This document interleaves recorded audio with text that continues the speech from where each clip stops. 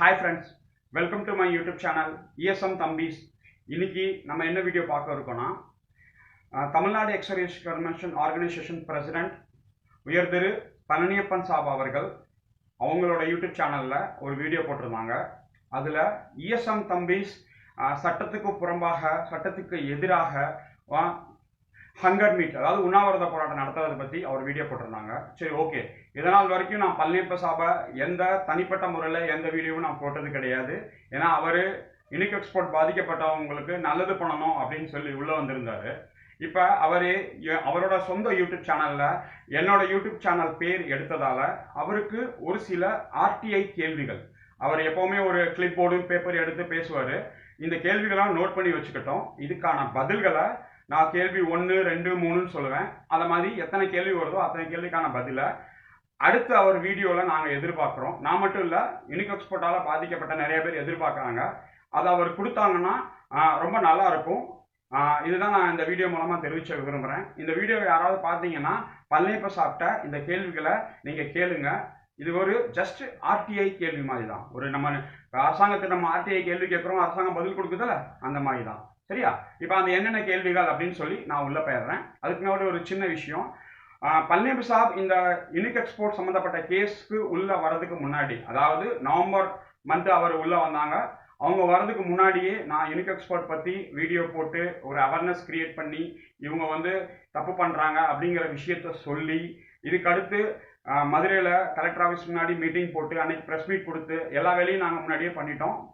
நாங்கள் ஃபஸ்ட்டு உள்ளே வந்தது, அதாவது நானும் செல்வம் சார் அண்ட் குறிப்பிட்ட சில நிறைய பேர் ஃபஸ்ட்டு ஸ்டார்டிங்கில் இதை வெளியே கொண்டு வந்து ஆகணும், இது ரொம்ப நாள் ஓடாது, ஏன்னா வெஞ்சர் கேபிட்டல் இப்போ வந்துடும் அப்போ வந்துடும், நாங்கள் வாங்கி தந்துடுவோம், இப்போ வரைக்கும் அதை சொல்லிக்கிட்டு இருக்காங்க. இந்த ஒரு சில விஷயங்கள் தான். சரியா? அதனால் நாங்கள் இதை முதல்ல உள்ளே வந்தது, நான் பழனியப்ப சாப்பிட்டா ஒரே ஒரு தடவை மட்டும் ஃபோனில் பேசியிருக்கேன். சார் இப்படி நடக்க போகுது எப்போ ஈரோடு மீட்டிங்க்கு முன்னாடி மட்டும்தான். அதுக்கப்புறம் நான் பழனியப்ப சாப்பிட்டா எந்த ஃபோன் கான்வர்சேஷனும் எதுவுமே நான் பண்ணலை தனிப்பட்ட முறையில். ஓகே, இப்போ RTI கேள்விகள் பழனியப்ப சாப் உங்களுக்காக. சரியா? கேள்வி நம்பர் 1. நவம்பரில் நம்ம ஈரோடில் நீங்கள் லீடர்ஸ், இன்வெஸ்டர்ஸ் ப்ளஸ் பாதிக்கப்பட்டவங்க எல்லாரையும் கூப்பிட்டு மீட்டிங் போட்டீங்க. ரொம்ப நல்ல விஷயம். சார் அந்த மீட்டிங்கில் வினோத், அதாவது முன்னாள் இராணுவ வீரர் வினோத், அவர் ஓப்பனாகவே சொன்னார், என்கிட்ட பிஸ்டல் இருக்குது. அதாவது அந்த பிஸ்டல் அவர் முறையாக லைசன்ஸ் பெற்று எல்லாம் வச்சிருக்காரு. நான் ஒத்துக்கிறேன். மிலிட்ரி கார்டு, எக்ஸர்வீஸ்மேன் எல்லாம் பண்ணியிருக்காரு. ஆனால் ஒரு அமைதி பேச்சுவார்த்தை, ஒரு விஷயத்தை என்கொயரிக்காக டேபிள் மீட் நடக்கிற இடத்துல அவர் சொல்கிறாரு என்கிட்ட பிஸ்டல் இருக்குது அப்படின்னு. அப்போ அந்த விஷயத்துக்கு நீங்கள் அந்த இடத்துல ஏசாப் ஒரு கண்டனம் தெரிவிக்கல. நம்பர் 1. இப்போ இதில் இன்னொரு கொஸ்டின்ஸ், இப்போ பாதிக்கப்பட்டவங்க இருக்காங்க, ரீடர்ஸ் இருக்காங்க, அவங்க 2 பேர் வச்சு தான் நீங்கள் பேசுகிறீங்க. ப்ரெஸ் மீட் கொடுக்கும் போகும்போது ஏசா பாதிக்கப்பட்டவங்களை யாரையும் வச்சு நீங்கள் ப்ரெஸ் மீட் கொடுக்கலன்னு அப்போவே கேட்டதுக்கு, இது என்னோட மீட்டிங், நான் ஆர்கனைஸ் பண்ண மீட்டிங், இதுக்கு நான் தான் ப்ரெஸ் மீட்டில் யாரில் உட்காருன்னு முடிவு பண்ண முடியும், நான் லீடர்ஸ் தான் உட்கார வைப்பேன் நீங்கள் சொன்னீங்க. அந்த வீடியோ இருக்குது. சரியா? இதுக்கான காரணம் என்ன சார்? அன்னைக்கு ஏன் கொடுக்கல நீங்கள்? இது கேள்வி நம்பர் 1. நீங்கள் இதுக்கு 2க்கும் நீங்கள் பதில் சொல்லுங்கள். ஏன் பிஸ்டல் அவர் வச்சிருக்காரு அப்படின்னு சொல்லி வினோத் அவர்கள் சொன்னதுக்கு அப்புறமும் அதுக்கான ஒரு கண்டனத்தை நீங்கள் தெரிவிக்கலை.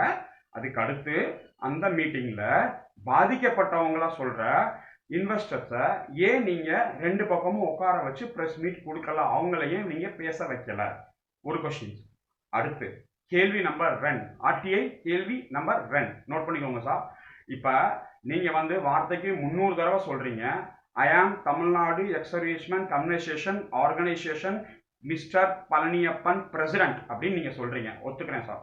அப்போ நீங்கள் கன்வென்ஷன் பேரை யூஸ் பண்ணுறீங்களா சார்? அந்த கன்வென்ஷனுக்கு ஒரு பேங்க் அக்கௌண்ட் இருக்குது. அந்த பேங்க் அக்கௌண்ட்டில் நீங்கள் மக்கள்கிட்ட இருந்து வாங்குற 2500 ரூபாய் போட சொல்லியிருக்கலாம். ஃபார் எக்ஸாம்பிள், ஒரு ஆள், இப்போ நான் இன்வெஸ்டர் பாதிக்கப்பட்டிருக்கேன்னா என்கிட்ட ஒரு 2 ஐடி இருக்கும். நீங்கள் தான் ஒரு ஐடிக்கு 2500 ரூபா வாங்குறீங்களா? முதல்ல ஆளுக்கு நீங்கள், அப்புறம் ஐடின்ட்டீங்க. சரி, ஓகே, ஒரு ஐடிக்கு 2500 ரூபா வாங்குறீங்க. இந்த மாதிரி ஒரு 500 பேர்கிட்ட, இல்லை ஒரு 500 ஐடி, 1000 ஐடிட்ட நீங்கள் வாங்கியிருந்தீங்க அப்படின்னீங்கன்னா 1000 × 2500 ரூபா வாங்கினீங்கன்னா, நான் மினிமம் சொல்கிறேன், மேக்ஸிமம்லாம் கடவுளுக்கு தான் வெளிச்சம் எவ்வளோ வந்திருக்குன்னு மினிமம் சொல்கிறேன். 1000 × 2500 நீங்களே கணக்கு பண்ணிக்கோங்க. என் கணக்குப்படி 25 லட்ச ரூபாய் வருது. இந்த 25 லட்ச ரூபாய் உங்க தமிழ்நாடு எக்ஸ்-சர்வீஸ்மேன் கம்யூனிகேஷன் பேங்க் அக்கௌண்ட்ல விழுந்துச்சுன்னா அதோட பெனிஃபிட்ஸ் உங்க ஆர்கனைசேஷனுக்கு தானே சார் வந்திருக்கும். ஏன்னா எல்லா எக்ஸ்-சர்வீஸ்மேனுக்கும் உதவி பண்ணியிருப்பீங்கல்ல, அதில் வரக்கூடிய இன்ட்ரெஸ்ட் இல்லை நீங்கள் அதில் வேற ஏதாவது எப்படிக்கு இப்படி போட்டு வச்சுக்கலாம். ஏன்னா ஒரு கேஸை லீகல் ப்ரொசீடிங் நடத்துறதுக்கு 25 லட்ச ரூபாய் செலவாகும்னு சொன்னீங்கன்னா தெரியல சார். ஏன்னா அவ்வளோ பேப்பர் பிரிண்ட் ஆகுதா, அவ்வளோ பிரிண்டர் மிஷின், புது கம்ப்யூட்டர் எல்லாம் வாங்கினா கூட இவ்வளோ ஆகுமான்னு எனக்கு தெரியல. அது தெரிஞ்சால் அதோட கணக்கு வழக்கில் மட்டும் கொஞ்சம் நீங்கள் சொன்னீங்கன்னா நல்லா இருக்கும் சார். இது வந்து கேள்வி நம்பர் 2. சங்கத்தோட அக்கௌண்ட் இருக்கும்போது உங்களோட தனிப்பட்ட அக்கௌண்ட்டுக்கு ஏன் சார் வாங்கினீங்க? இது தப்பா ரைட்டா நீங்கள் சொல்லுங்க. தப்புனா தப்பு சொல்லுங்க, ரைட்னா ரைட் சொல்லுங்க. என் கேள்வி ரொம்ப டைரக்டா இருக்கும். நான் ஒளிச்சு மறைச்சு பேசுறதெல்லாம் நான் கிடையாது. சரியா சார்? இப்போ கேள்வி நம்பர் 3. ஜிபே, அதாவது 2500 ரூபாய் கொடுக்க முடியாத மக்கள் இருக்காங்கன்னு நீங்க சொன்னீங்க. உண்மையிலேயே கொடுக்க முடியாத மக்கள்லாம் இருக்காங்க. அப்ப அந்த மக்கள் கொடுக்கறதுக்காக நீங்க ஒரு நம்பர் சொன்னீங்க. இந்த நம்பர் சொன்னீங்க, இந்த ஃபோன் நம்பருக்கு நீங்க வந்து வாட்ஸ்அப் அனுப்புங்க அப்படின்னு சொல்லி. சரியா சார்?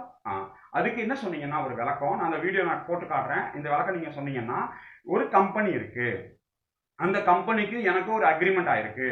அந்த அக்ரிமெண்ட் படி நாங்க வந்து பாதிக்கப்பட்டவங்களுக்கு, அதாவது 2500 ரூபாய் கொடுக்க முடியாத மக்களுக்கு வந்து நாங்க அந்த பணத்தை கொடுத்துருவோம்.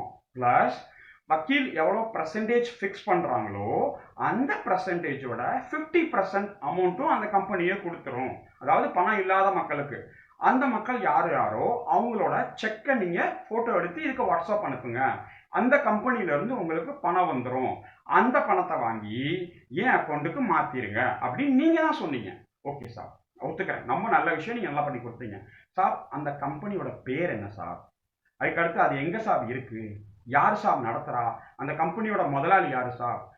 இருக்கிறவங்க அந்த செக் புக் மட்டும் போட்டோ எடுத்துட்டு அந்த செக் புக்கிட கீழே உங்களோட பேர் இருந்தால் ஓகே. சப்போஸ் பேர் இல்லாட்டி நீங்க பெண்ணில் அக்கவுண்ட் ஹோல்டர் பழனியப்பன் அப்படின்னு எழுதிருங்க. அந்த செக் புக் மட்டும் போட்டோ எடுத்து நான் இப்ப சொல்லற போன் நம்பர்ல நீங்க அனுப்பணும். அதாவது 9447 62548. எகைன் சொல்றேன் பாருங்க, 9447 62548. இந்த வாட்ஸ்அப்புக்கு நீங்க உங்களோட பேங்க் டீட்டெயிலை அனுப்பிடணும். ஓகே, அது முடிஞ்சு ஒரு 2-3 டேஸ் இல்லாட்டி மேக்சிமம் 4 டேஸ்க்குள்ள உங்க அந்த அக்கௌண்ட்டுக்கு 2500 ரூபாய் வரும். அந்த 2500 ரூபாயை நான் ஏற்கனவே கொடுத்த அக்கௌண்ட் நம்பர், அதாவது எந்த 6382701 அந்த நம்பர்ல நீங்க எனக்கு போன்பேவாகவோ இல்லாட்டி எப்படி எந்த மோடுல வேணா நீங்க எனக்கு அனுப்பிடணும். அனுப்புனதுக்கு அப்புறம் உங்களோட கேஸ் எல்லாம் ப்ரோசஸ் ஆயிரும். எப்போ கேஸ் வக்காலத்துக்கு வந்துட்டு அட்வொகேட்டுக்கு கொடுக்க வேண்டிய காசு 1% நம்ம ஃபைனல் பண்றோமோ, எல்லாமே லிமிட் தான் பண்ணுவோம். அதுக்கெல்லாம் மாற்று கருத்தே இல்லை. அப்படி இருக்கும்போது அந்த பணமும் எந்த அக்கௌண்ட் இருந்து முதல்ல உங்களுக்கு 2500 வந்ததோ அதே அக்கௌண்ட் இருந்து உங்களுக்கு வரும். ஃபார் எக்ஸாம்பிள் அவங்க 1% அனுப்பிட்டாங்க 5000 ரூபாய். அந்த 5000 ரூபாய் எனக்கு அகைன் நீங்க திருப்பி கொடுத்துருவீங்க. இதெல்லாம் முடிஞ்சதுக்கு அப்புறம் எப்போ இந்த கேஸ் ஃபைண்டிங் ஆகி உங்களுக்கு ரிக்கவரி பண்ணி அந்த அமௌண்ட் கிடைக்கும் போது, அதை கவர்மெண்ட் கொடுக்கும் போது, அந்த அமௌண்ட் இருந்து நீங்க எத்தனை பணம் எந்த அக்கௌண்ட் இருந்து வாங்கி இருந்தீங்களோ அவங்களுக்கு நீங்க திருப்பி கொடுத்துருவீங்க. இதுதான் கான்ட்ராக்ட். மக்களை நீங்களும் கொஞ்சம் செக் பண்ணி பாருங்க, அது யாருன்னு சம்மந்தப்பட்டவங்க. சரியா? எனக்கு தெரியல சார் அப்படி தமிழ்நாட்டில் ஒரு கம்பெனி இருக்கான்னு. ஏன்னா பஜாஜ் ஃபைனான்ஸ், கோட்டக் மஹிந்திரா இந்த மாதிரி கம்பெனி இத்தனை வருஷத்துக்கு இவ்வளோ காசு இவ்வளோ 1000 பேருக்கு கொடுப்பாங்களான்னு தெரியல. அது யாரும் நீங்கள் தான் சார் சொல்லணும். எங்களுக்கு தேவையான அக்ரிமெண்ட் நீங்கள் தான் போட்டிருக்கீங்க. அந்த அக்ரிமெண்ட்டையும் கொஞ்சம் அடுத்த தடவை வீடியோவில் காமிச்சிங்கன்னா நல்லாயிருக்கும் சார். தேங்க்யூ. இப்போ 4வது கேள்வி. ஜேம்ஸ் தங்கையான்னு ஒரு முன்னாள் இராணுவ வீரர் கை உடைஞ்சு அவங்க வந்து கை இழந்து இருந்தாங்க. அவங்களுக்காக எல்லாரும் உங்கள் சங்கத்தில் இருக்க மெம்பர்ஸ் எல்லாருமே, எக்ஸ்-சர்வீஸ்மேன் எல்லாருமே அவங்க பணம் கொடுத்துருக்காங்க. உண்மை, ரொம்ப நல்ல விஷயம் பண்ணாங்க சார். அந்த பணத்தை அவருக்கு உடனடியாக கொடுத்துருக்கணுமா இல்லையா சார்? ஏன் சார் கொடுக்கல? சரி சார், நீங்கள் உடனடியாக கொடுக்கல. நீங்கள் ஒரு காரணம் சொல்லியிருக்கீங்க வீடியோலேயே, நான் வந்து ஒரு பெரிய பிளாட்ஃபார்மில் பெரிய அதிகாரி கையில் இருந்து கொடுக்க வைப்பேன் அப்படின்னு நீங்கள் சொல்லியிருந்தீங்க. ஒத்துக்கிறேன் சார், ரொம்ப நல்ல விஷயம். அது நடக்கிறதுக்கு 6 மாதம் ஆச்சு, 8 மாதம் ஆச்சுன்னா அந்த கலெக்ஷன் பண்ண பணத்தை நீங்கள் எஃப்டிஐலையோ இல்லை வேற எதுலையோ போட்டு பெருக்கி அவர் கையில் கொடுத்துருக்கலாம். இல்லை அவருக்கு கொடுத்துட்டு அந்த மேடையில் அவரை கூப்பிட்டு ஒரு மரியாதை செஞ்சு அந்த நேரத்துக்கு நீங்கள் சொல்கிற அந்த பெரிய ஆள்கிட்ட இருந்து அவர் நிதியிலிருந்து வாங்கி கொடுத்துருக்கலாம். அப்போ நீங்கள் ஒரு பெரிய தலைவர், கண்டிப்பாக தலைவர், நாங்கள் எல்லாரும் சொல்லிட் பண்ணுவோம். ஏன்னா மக்கள் கலெக்ஷன் பண்ண அமௌண்ட்டையும் அவர் கொடுத்துட்டீங்க உடனே, ப்ளஸ் ஒரு பெரிய அதிகாரி, அதாவது மினிஸ்டர், முதலமைச்சர், இந்த மாதிரி பெரியவங்ககிட்ட இருந்து வரும்போது அவங்களோட கையில் காசு, அவங்களால முடிஞ்ச காசையும் நீங்கள் அவங்களுக்கு கொடுத்துருந்தீங்கன்னா உண்மையிலேயே அந்த குடும்பம் எல்லாரும் உங்களை பாராட்டுவாங்க. வாங்க கலெக்ஷன் பண்ணி வச்ச காசை கொடுக்க விடாமல் பண்ணிட்டீங்க. இப்போ கொண்டு போய் கொடுத்துருக்காங்க ஜான்வரி 26க்கு, அது அக்கௌண்ட் ஸ்டேட்மெண்ட்டோட கொண்டு போய் கொடுத்துருக்காங்க. அது லேட் ஆனதுக்கான காரணம் என்ன சார், அதை மட்டும் நீங்கள் சொல்லிடுங்க. சரியா சார்? அந்த பணத்தை அதாவது எமர்ஜென்சின்னு கலெக்ஷன் பண்ணி ஏன் சார் எமர்ஜென்சி கொடுக்காம விட்டீங்க, அது காரணம். சரியா சார்? இந்த கொஸ்டின் நம்பர் 4 அடுத்த வீடியோவில் நீங்கள் சொல்லணும் இதை பற்றி. அதுக்கு அடுத்து நீங்கள் 2500 ஒரு ஐடிக்கு வாங்கியிருக்கீங்க. இப்போ நான் ஒரு 4 ஐடியில் காசு போட்டிருக்கேன்னா நான் ஒரு 10,000 ரூபாய் கொடுத்துருப்பேன். அப்படிதான் உங்கள் கணக்கு. அந்த காசுக்கு நவீன் அவங்களோட பெயில் வந்து 3 தடவை கேன்சல் ஆச்சு, ரிஜெக்ட் ஆச்சு சார். அதில் நீங்கள் ஏதாவது சட்டப்படி ஏதாவது நடவடிக்கை எடுத்திருக்கீங்களா சார்? அந்த சட்டம் நீங்கள் சொல்லிங்க ஜுடிஷியரி, நீதிமன்றம் கார்வாய், அந்த கார்வை நீங்கள் ஏதாவது எடுத்திருந்தீங்கன்னா அதை தயவு செஞ்சு ப்ரூஃபோட சொல்லுங்கள் சார். அதை எல்லாரும் கேட்குறாங்கல்ல, அந்த ரிட் பெட்டிஷன் நம்பர் அதெல்லாம் சொல்கிறாங்கல்ல, அது கொஞ்சம் இருந்தால் சொல்லுங்கள் சார், நல்லா இருக்கும் சார். எல்லாரும் கேள்வி கேட்குறாங்க, நானும் கேள்வி கேட்குறேன், ஆர்டிஐ கேள்வி, அதனால தான் அவங்கள்ட்ட கேட்டிருக்கேன். சரி சார், இதுக்கு அடுத்து நீங்கள் வந்து 2500 ரூபாய் வாங்கிட்டீங்க சார், ஓகே ஒத்துக்கிறேன். ஒரு பெட்டிஷனுக்கு வாங்கியிருக்கீங்க, அதாவது ஒரு ஐடிக்கு வாங்கியிருக்கீங்க. இப்போ நீங்கள் கேஸில் ஃபைல் பண்ண போகும்போது ஒரு ஐடிக்கு ஃபைல் பண்ணுவீங்களா இல்லை ஒரு ஆளுக்கு ஃபைல் பண்ணுவீங்களா சார்? அதை மட்டும் எனக்கு சொல்லிடுங்க. ஃபார் எக்ஸாம்பிள், நான் ஹவுல்தார் மாணிக்கம் ஏமாந்திருக்கேன், என்கிட்ட 5 ஐடி இருக்குது. நீங்கள் என் கணக்குப்படி ஒரு 2500 12,500 வாங்கிட்டீங்க. எனக்கு கேஸு ஒவ்வொரு ஐடிக்கும் நீங்கள் போடுவீங்களா, ஒரு ஆளுக்கு கேஸ் ஃபைல் பண்ணுவீங்களா சார்? நான் கோர்ட்டில் என்ன போய் சொல்லணும் சார், யூஎன்ஏல நான் வந்து ஏமாந்துட்டேன், எஃப்என்பியில் ஏமாந்துட்டேன், இப்படி மனு கொடுக்கணுமா? இல்லை ஒரே பெட்டிஷனில் அந்த ஐடியை ஃபுல்லாக எழுதி மனு கொடுக்கணுமா சார்? அப்போ வேலை ஒன்றா ஐடி 5ஆ? எனக்கு புரியல சார், எனக்கு கொஞ்சம் தெரிஞ்சால் நீங்கள் கொஞ்சம் சொல்லுங்கள் சார். சரியா? அந்த ஒரு கொஸ்டின். இந்த கொஸ்டின் நம்பர் வந்து சார் 6. சரியா சார்? இப்போ கொஸ்டின் நம்பர் 7 சார், உங்கள் வீட்லேயே அவ்வளோ பிரச்சனை இருக்குது, அதாவது உங்கள் சங்கத்துக்குள்ளேயே அவ்வளோ பிரச்சனை இருக்குது. முதல்ல அதை சரி செய்யுங்க சார்.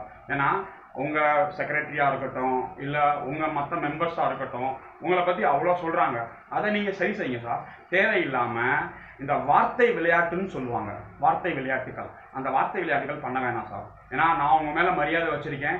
நீங்கள் கேலிபர் அப்படின்னு ஒரு வார்த்தை சொல்லுங்க. அந்த கேலிபர் உங்ககிட்ட மட்டும்தான் இல்லை சார், ஆல் ஓவர் இந்தியாவில் இருக்க எல்லா एक्सेसरीजमेंट இருக்குது. சொல்லுவாங்களா, कूट कूट कर मेरे पास कैलिबर भरा हुआ है सर, आपके पास जितना कैलिबर है उतना कैलिबर है, लेकिन हमारा पास भी कम कैलिबर नहीं है सर. हम भी सीधा बताते हैं, घुमा कर नहीं बताते हैं. और जो शब्द का इस्तेमाल करके आप जो गुमराह कर रहे हो वो गलत है, सीधी सी बात है, वो गलत है. ऐसा मत करना ना, मैं कृपया करके बता रहा हूँ. आप अपना काम कीजिए, हमें अपना काम करने दीजिए.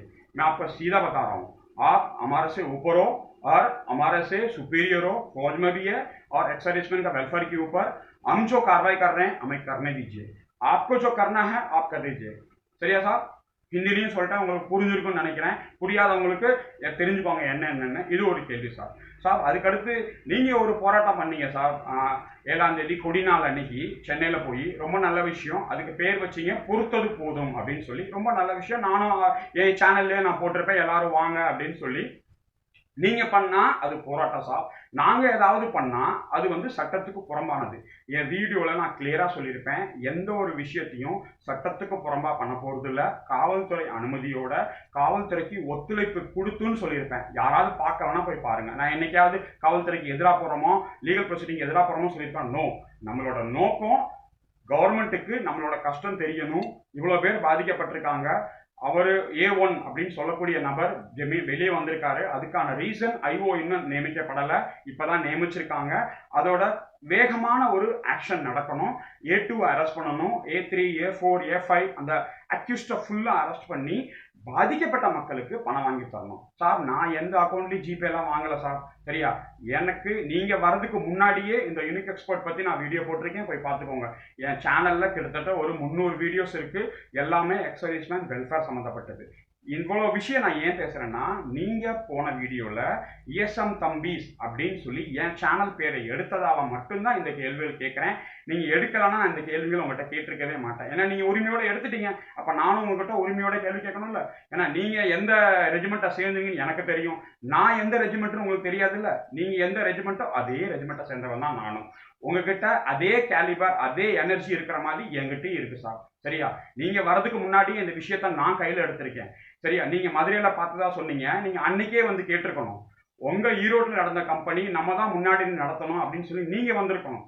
நாங்களா தான் உங்களை தேடி வந்தோம். நீங்க அன்னைக்கு வந்து எப்பா நான் தமிழ்நாடு எக்ஸர்வீஸ்மேன் இருக்கேன், நான் உங்களுக்கு கண்டிப்பா பணம் வாங்கி தந்துடுவேன், நீங்க அன்னைக்கு மதுரை போராட்டத்துக்கு வந்து கலந்துருக்கணும், பிரஸ் மீட் கொடுத்துருக்கணும், அன்னைக்கே நீங்க சொல்லியிருக்கணும். அதுக்கு அடுத்து செல்லம் சார் கிட்ட நீங்க ஒரு 2000 ரூபாய் வாங்கினீங்க இந்த கேஸ்க்கு லீடர் மீட்டிங்க்கு முன்னாடி.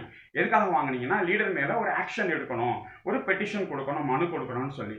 நீங்க பெரிய தலைவரா இருக்கீங்க, ஆர்கனைசேஷன் வச்சிருக்கீங்க, உங்கள்கிட்ட நிறைய மெம்பர்ஸ் இருக்கு, நீங்களாம் பண்ணிருக்கலாமே சார். அவர்கிட்ட செலவுக்கு நீங்க 2000 ரூபாய் வாங்கியிருக்கீங்க, அந்த ஜிபே ஸ்கிரீன்ஷாட்லாம் இருக்கு சார், வேணாம் போட வேணாம், சரியா?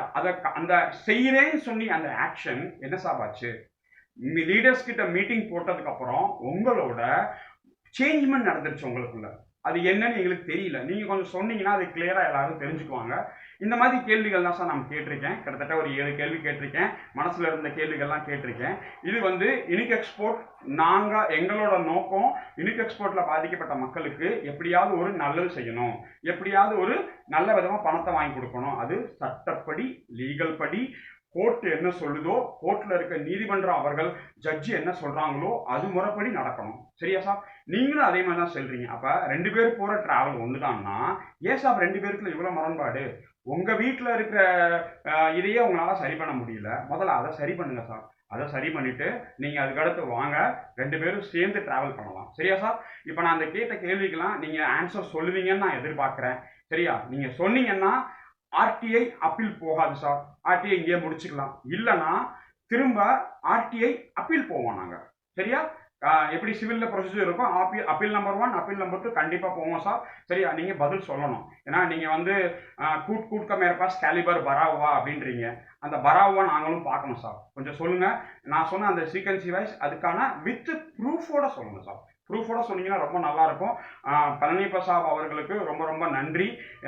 அவங்களோட யூடியூப் சேனல்ல என்னோட யூடியூப் சேனல் பேர் எடுத்ததுக்கு. ஏன்னா ரொம்ப பேர் தெரியாம இருக்கும். அவங்க கிட்ட ஒரு 12-13 வாட்ஸ்அப் குரூப் இருக்கு, அதுல மெம்பர்ஸ் இருக்காங்க. அவங்க எல்லாருக்கும் ESM தம்பி சேனல் யாருன்னு தெரியாது. அதனால நீங்க தெரிய வச்சதுக்கு என்னோட சேனல் மூலமா நான் உங்களுக்கு நன்றி தெரிவிச்சுக்கிறேன் சார். ஏன்னா என் சேனலை வந்து நீங்க வந்து பேர் எடுத்ததுக்கு, நீங்க வரதுக்கு முன்னாடியே இந்த யூனிக் எக்ஸ்போர்ட் பத்தி பாதிக்கப்பட்டிருக்காங்கன்னு சொல்லி நான் ஆல்ரெடி வீடியோ போட்டிருக்கேன் சார், சரியா சார்? நீங்க வந்ததுக்கு அப்புறம் நான் எதுவுமே பண்ணல, நான் முன்னாடியே பண்ணிட்டேன்.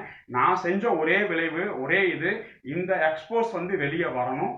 நீதிமன்றம், காவல்துறை அவங்களோட சட்டத்துக்கு உட்பட்டு என்ன நடவடிக்கை எடுமோ கண்டிப்பாக எடுப்பாங்க. அவங்க மேலே எங்களுக்கு ரொம்ப ரொம்ப நம்பிக்கை இருக்காக தான் நாங்கள் வீடியோ போட்டதுக்கப்புறம் இவ்வளோ ஆக்ஷன் ஆயிருக்கு, சரியா சார்? சார் நீங்கள் வந்து உங்களோட வேலையை பாருங்கள் சார், நாங்கள் எங்களோட வேலையை பார்க்குறோம், சரியா? அதனால ஒருத்தர் திட்டி ஒருத்தர் வீடியோ போட்டு ஒன்றும் ஆக போகிறது இல்லை. ஆனால் இந்த கேள்விகளுக்கு நீங்கள் கண்டிப்பாக பதில் சொல்லணும். இது என் மனசில் இருந்த கேள்விகள், இந்த கேள்விகள் நாங்கள் போட்டிருக்கோம். இதுக்கு நீங்கள் அடுத்த வீடியோவில் கண்டிப்பாக பதில் சொல்லுவீங்கன்னு நாங்கள் நம்புகிறோம். நம்பலைன்னா அடுத்து ஒரு கொஞ்ச நாள் கழிச்சு நாங்கள் ஆர்டிஐ அப்பீல் போவோம் சார், அப்போ நீங்கள் கண்டிப்பாக பதில் சொல்லுவீங்க.